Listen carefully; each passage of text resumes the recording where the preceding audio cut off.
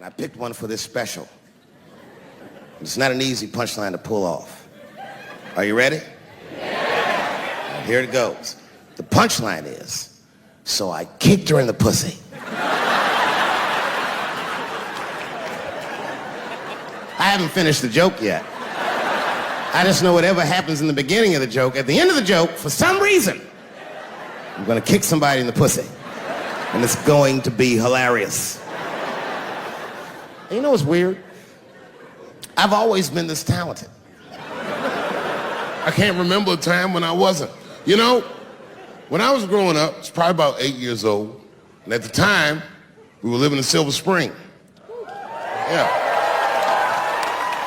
Yes. Common misconception about me in D.C., a lot of people think I'm from the hood. That's not true. But I never bothered to correct anybody because I wanted the streets to embrace me. As a matter of fact, I kept it up as a ruse.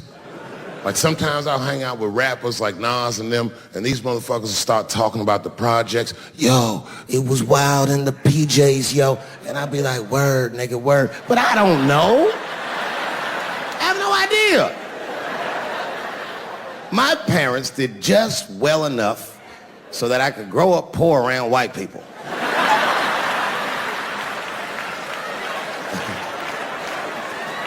And to be honest, when Nas and them talk about the projects, nigga, I used to get jealous because it sounded fun. Everybody in the projects was poor, and that's fair.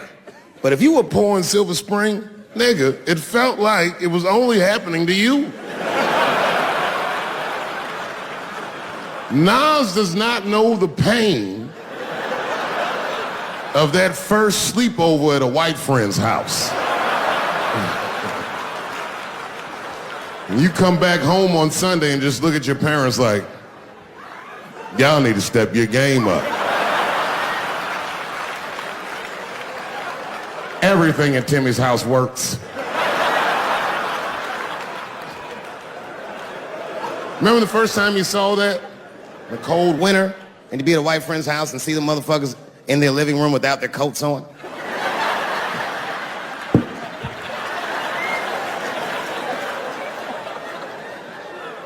Timmy was one of my first white friends, like, in my life, man. He's a good dude, too. He moved to Silver Spring from Utah, of all places. I guess his family was affiliated with that Mormon church they got down there, and me and him used to hang out. And one day I was at his house, we were just hanging out, and Timmy says, Dave, why don't you stay for dinner tonight? I said, oh, man, I'd love to, but I can't. If I'm not home before dark, my mother will kill me. That was a lie. My mother had several jobs. I hadn't seen her in like 3 or 4 days. And the only reason I lied to Timmy was because at that point in my life, it was my experience that white dinner wasn't delicious.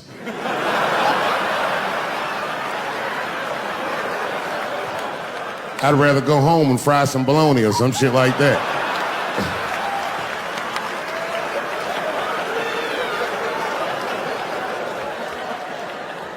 But then old Timmy threw me a curveball I wasn't expecting. He said, it's too bad you can't stay, Dave, because Mom made stovetop stuffing. I said, what the fuck? Stovetop? Well, hold on, nigga. Let me make some phone calls real quick. I had seen that commercial so many times. I had dreamt of getting my hands on some of that stovetop stuffing. And finally, I met a motherfucker that actually had a box of stovetop in the house. I couldn't miss this opportunity, so I pretended to call my mother. And then I came back and I said, Timmy, you're not gonna believe this great news. Mom said I can stay. And he said, fantastic.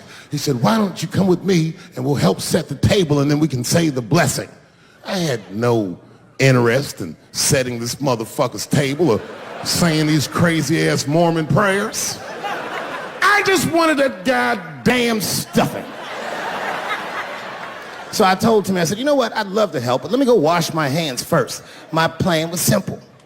Wash my hands slowly, and by the time I'm done, the table will be set, the blessing will be said, and all that there will be left to do is eat. Went to the bathroom. I washed my hands very slowly. I must have been in there for about 10 minutes. And suddenly, one of his mothers came to the door.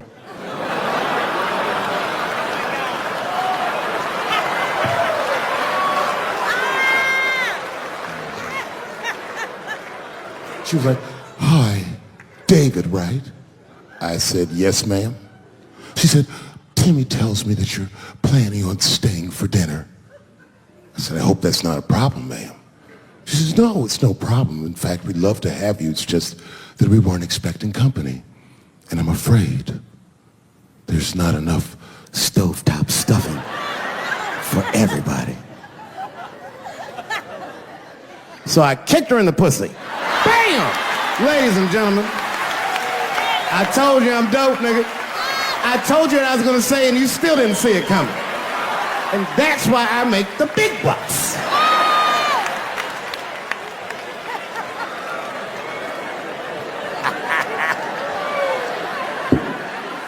Man, everybody's rude. Indians, they eat nasty food. All they ate was corn and shit.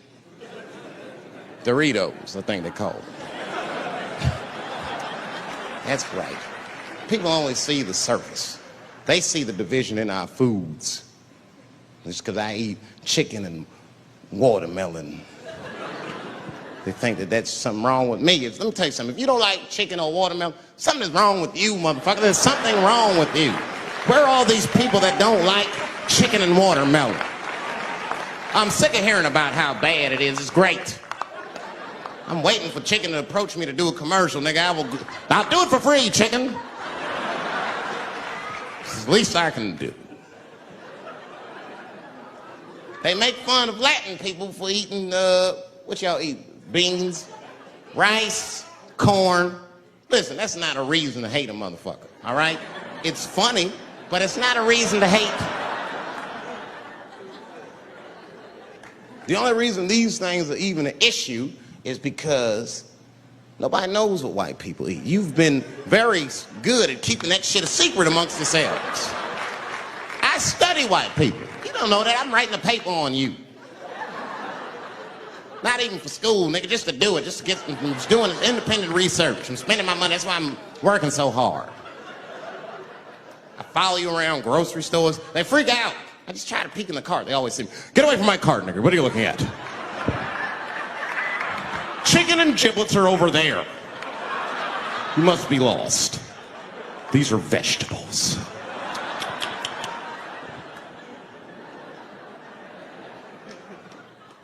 I know what you drink.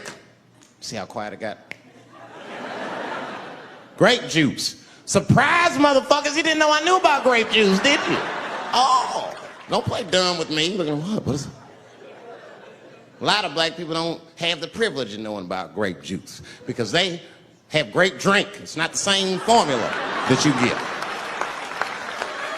Ain't no vitamins in that shit. You might have one of your black friends over. Todd, would you care for a glass of grape juice? What? Nigga, what the fuck is juice? I want some grape drink, baby. It's purple. I don't think I know what a grape drink is. What? I have some apple juice if you want. What the fuck is juice? I want some apple drink. Scream.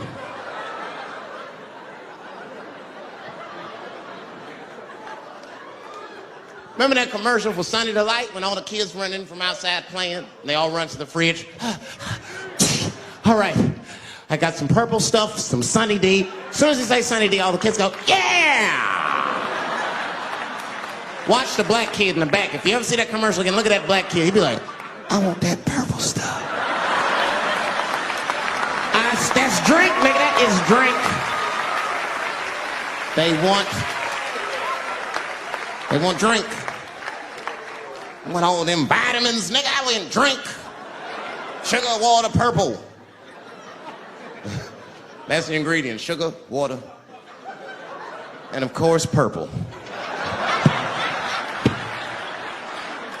It's too fucking much.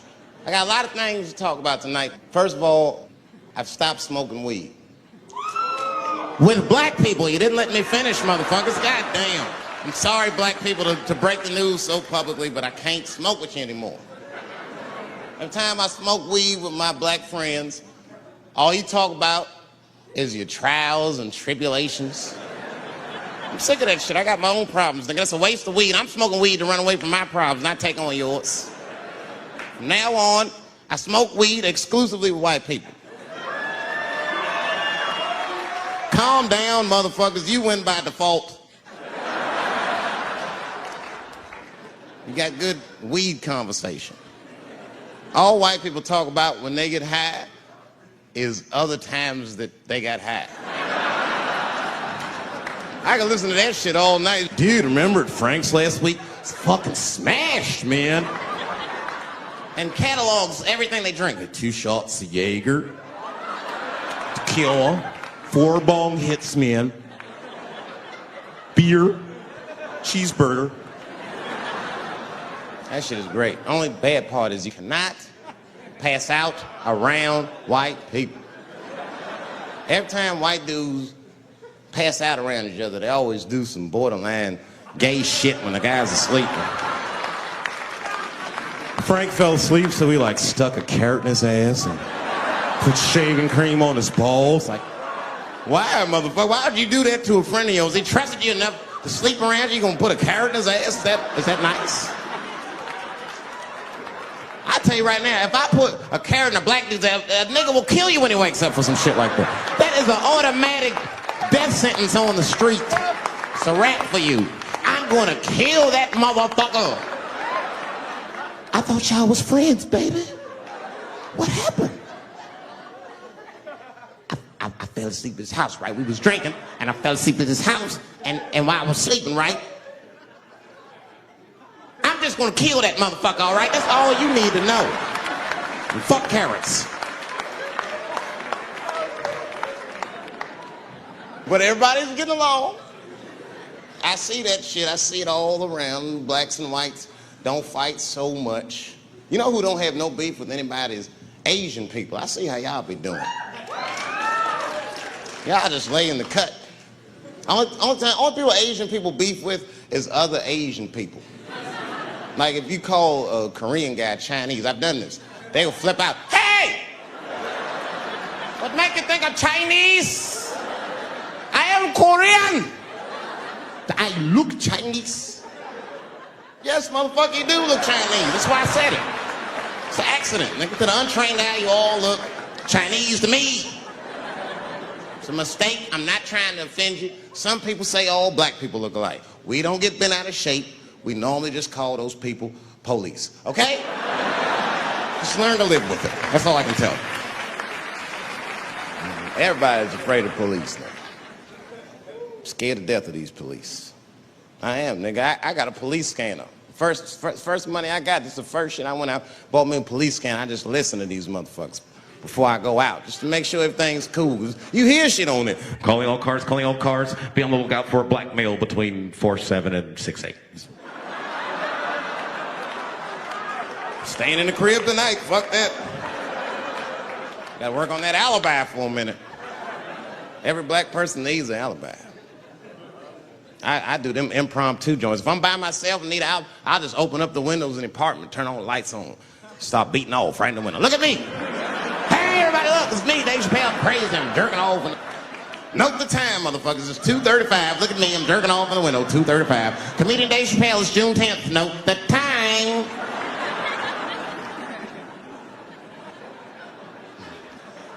That shit could save my life. Officer David Chappelle couldn't have done that. I saw him in his window masturbating from 2:35 to 2:37. I'm certain of it. He was standing on a clock and holding a calendar and today's paper. Fuck, I need an alibi. I can't be no celebrity. This shit is just the worst. I'm seeing it. I can see why. I see why stars are crazy, man. These motherfuckers. I went to Disney World with my kids, which is a big deal for me. I don't get to see my kids so much. I do Chappelle show 20 hours a day. Sleep for like half an hour, raise my kids for 10, 20 minutes, and I go back to work. Now, this particular day, I got to hook up with the kids. We went to Disney World. Everybody at the park, fucking everybody, Hey, hey, Rick James, bitch. Hey, I'm Rick James, bitch. It's like, hey, man, hey, you mind not calling me a bitch in front of my kids? Time out, motherfucker. We take a day off. Even Mickey Mouse did it. I said, this is the most unprofessional shit I have ever seen in my life. Rick James, bitch. Oh, I was fed up. I caught that motherfucker with an uppercut. Bop! Knocked his head clean off. Everybody was screaming. Oh my God, oh my God. Mickey Mouse is Mexican.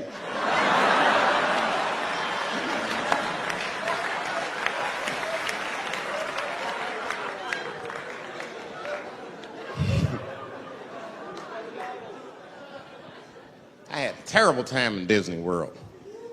Disney World is like a whole nother country anyway. They got their own currency. That shit is ridiculous. As soon as I check in the hotels, welcome to Disney World, Mr. Chappelle. Can we interest you in some Disney dollars? Nah, man, I'm cool. You can't buy weed and pussy with Disney dollars, nigga. I'm on vacation. I like them greenbacks. I like them greenbacks. You know what I'm saying? It's the kind of money people spend. People is very particular about that. I saw that. That was one of the main stories from the war. Was the first big thing we did was they said, now that Iraq has been liberated, we have managed to take Saddam Hussein's face off of the money. And I'm not gonna lie, when that press conference came off, I was like choked up. I was actually proud to be an American because that is a very subtle psychological nuance of oppression to have a dictator on your money. And it's thoughtful to be able to take that motherfucker off for the goodwill of another person, right? But then I thought, well, if you could do that for Iraq, what about our money, man? Our money looked like baseball cards with slave owners on. George Washington is the worst of the worst. Yes, I said it.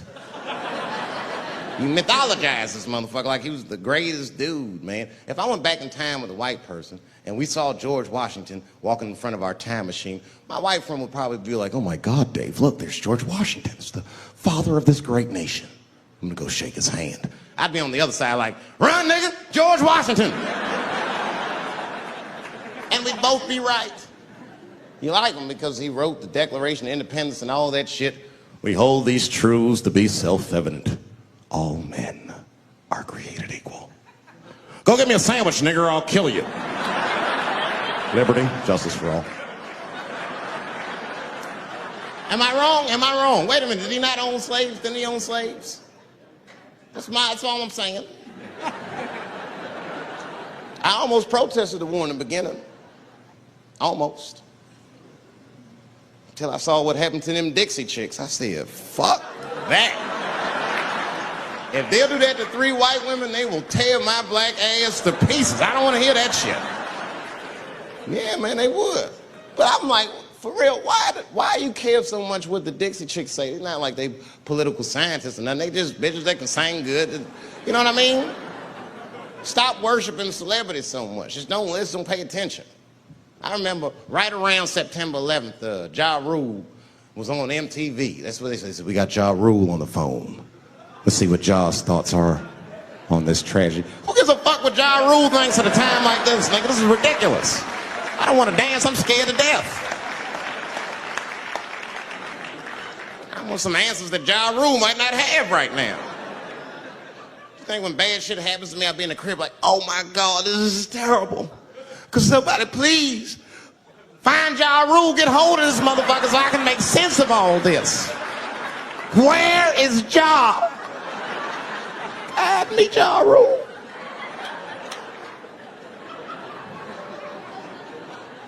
I don't even know why people listen to me.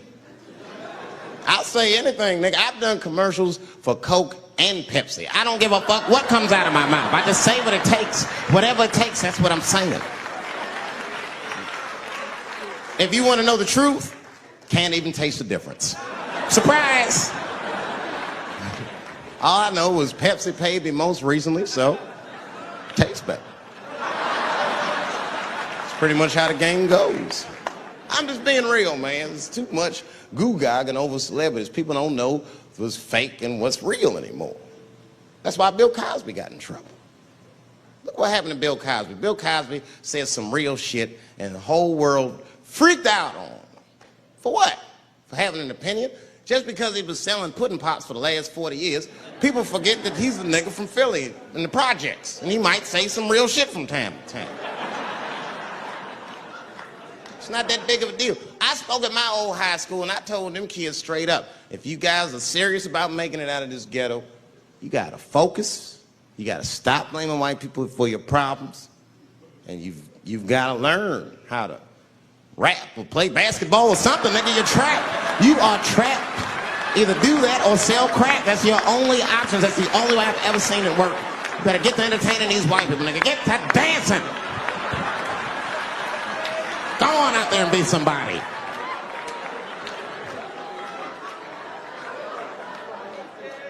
I just hope they listened.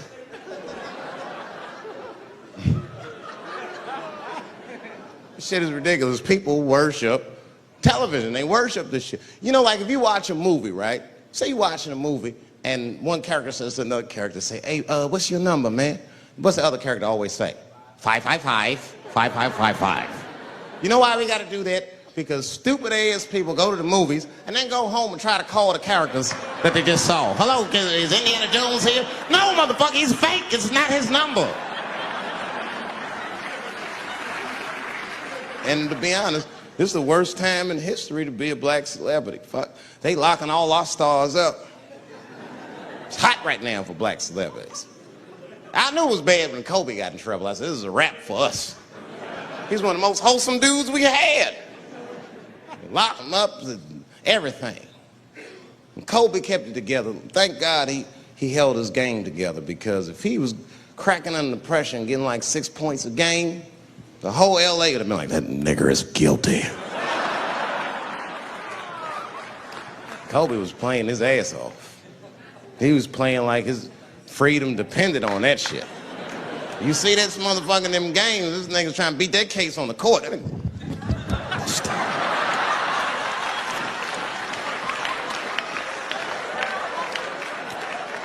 Like the judge threw him the ball, like, play for your freedom.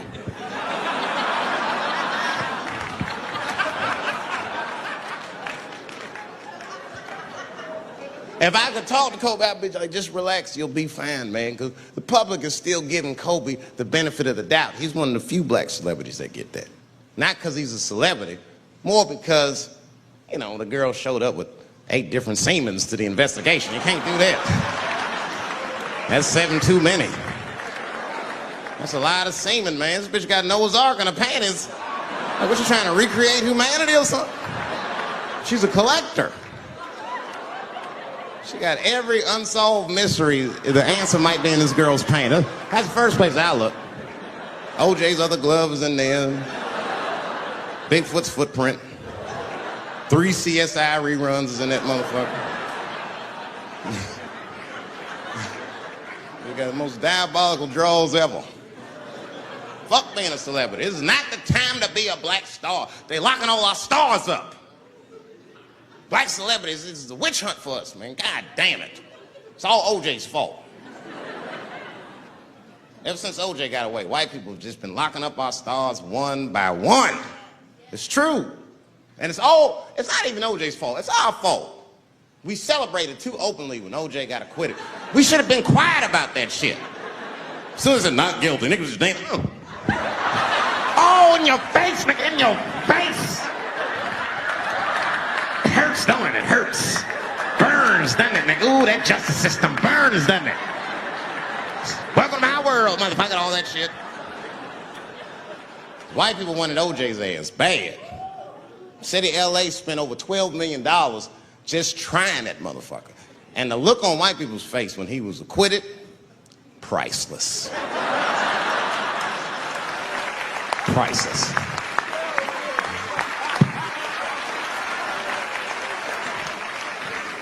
And that's why I don't trip off of being a celebrity. I don't like it. I don't trust it.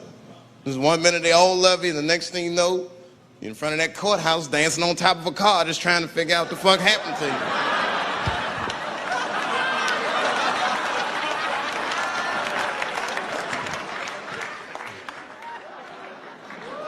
That's what I'm waiting for, because the timing of this Michael Jackson shit is what makes me doubt it. Every time there's wars going out of control, or the economy gets bad, or something is wrong with the world at large, it's always these moments in history that Michael Jackson will coincidentally jerk off a kid. This is getting a little ridiculous. Like, are you planning this shit? Do you have meetings? Michael, thank you for coming. As you know, Michael, the war has not been going as well as we expected. There's been a lot of hiccups, and the public is asking us a lot of questions, of course. And, well, Michael, there's no nice way to say this, and all I know how to do is be direct, so let me just be direct. We're going to need you to jerk off another child, Mike. I'm sorry. I am sorry. But it would really help out. Or maybe he did it. Who knows? Who knows? That's the thing. That's what I wanted to say. Who knows? Who the fuck knows? Mike, God, and this little boy know. That's about it. That's about it. The only reason that I can even talk about this shit is because everybody is speculating. They all think he did it. And I don't think he did it. I'm alone in this. I don't think he did it. I'm not going to say I don't think he did it. That's too strong.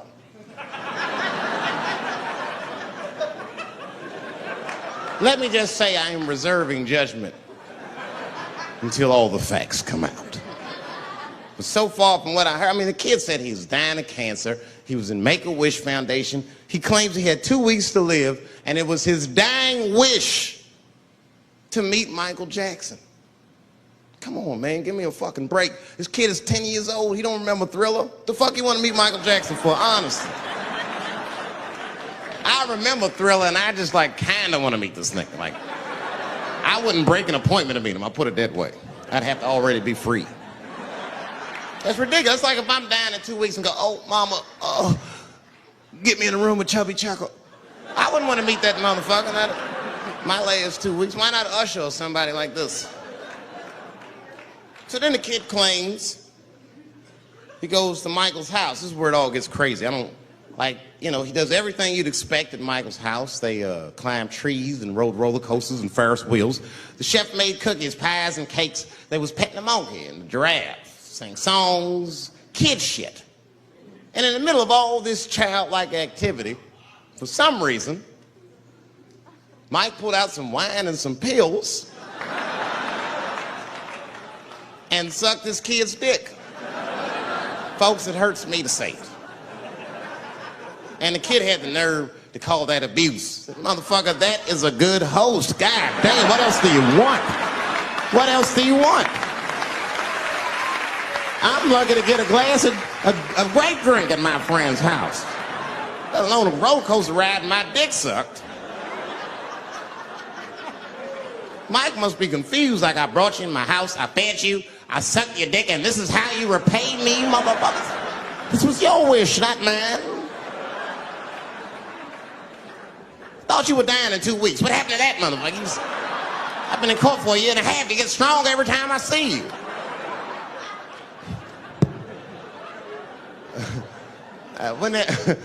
This is fucked up. I shouldn't even say this fuck. Wouldn't it be some ironic shit if they found out through this case that the cure for cancer was Michael Jackson sucking your dick somehow?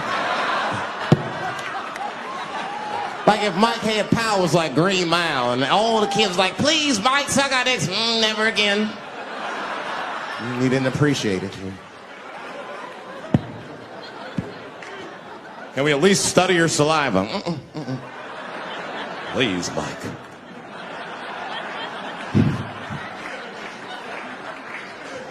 It just doesn't stop, though. It just doesn't stop. And the only reason I can talk about Mike is because he's a freak. He is a freak.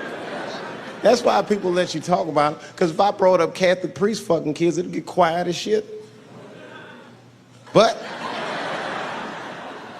when Michael Jackson does it, it's okay because he's a freak. His face is all cut up. But just remember, when you look at that thing that he calls his face, that he did that for you somehow.